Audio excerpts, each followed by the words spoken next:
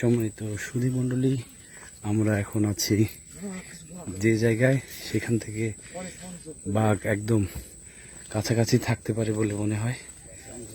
একদম চুপ,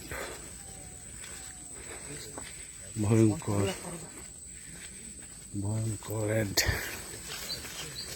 অ্যাডভেঞ্চার। একেবারে টাইগার হর্নের মধ্যে দিয়ে যাচ্ছি। যে কোনো জায়গায় বাঘ লুকিয়ে থাকতে পারে। দেখা যাক কি হয়, বাঘ মামার দেখা পাওয়া যায় কিনা। আমরা কিন্তু এবার সবার সামনে আছি, যদি পাওয়া যায় বাঘ। একেবারে ভয়ঙ্কর।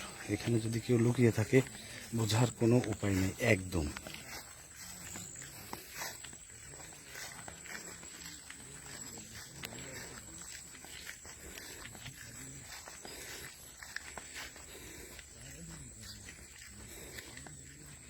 আছে কচিখালি, বাঘের বেশ আনাগোনা হয় এই এলাকায়।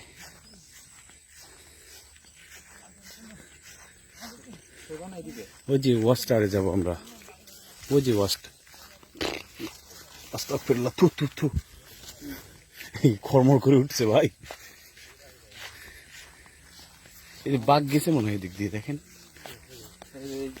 এদিক দিয়ে বাঘ হরিণ কিছু একটা গেছে, জঙ্গলের মধ্যে গেছে।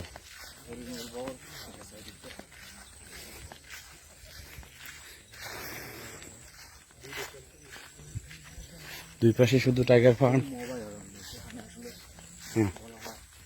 একদম অভয়ারণ্য।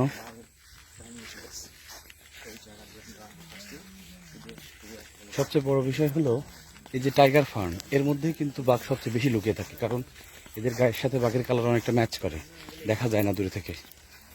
সামনে আছে ওয়াচ টাওয়ার, এই ওয়াচ টাওয়ারে যেয়ে আমরা উপরের সিন আপনাদের দেখাবো।